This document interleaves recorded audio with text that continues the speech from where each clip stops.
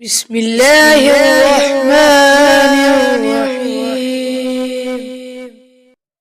آپ فرما رہے تھے کہ تمام اعمال کا دار و مدار نیت پر ہے، اور ہر عمل کا نتیجہ ہر انسان کو اس کی نیت کے مطابق ہی ملے گا۔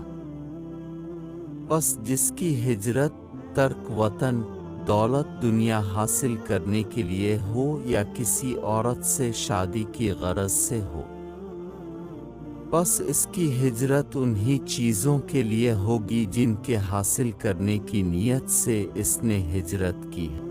ایک شخص حارث بن ہشام نامی نے آن حضرت سے سوال کیا تھا کہ حضور آپ پر وحی کیسے نازل ہوتی ہے؟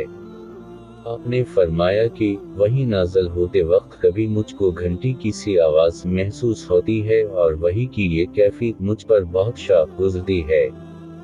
جب یہ کیفیت ختم ہوتی ہے تو میرے دل و دماغ پر اس فرشتے کے ذریعے نازل شدہ وحی محفوظ ہو جاتی ہے، اور کسی وقت ایسا ہوتا ہے کہ فرشتہ مشکل انسان میرے پاس آتا ہے اور مجھ سے کلام کرتا ہے، بس میں اس کا کہا ہوا یاد رکھ لیتا ہوں۔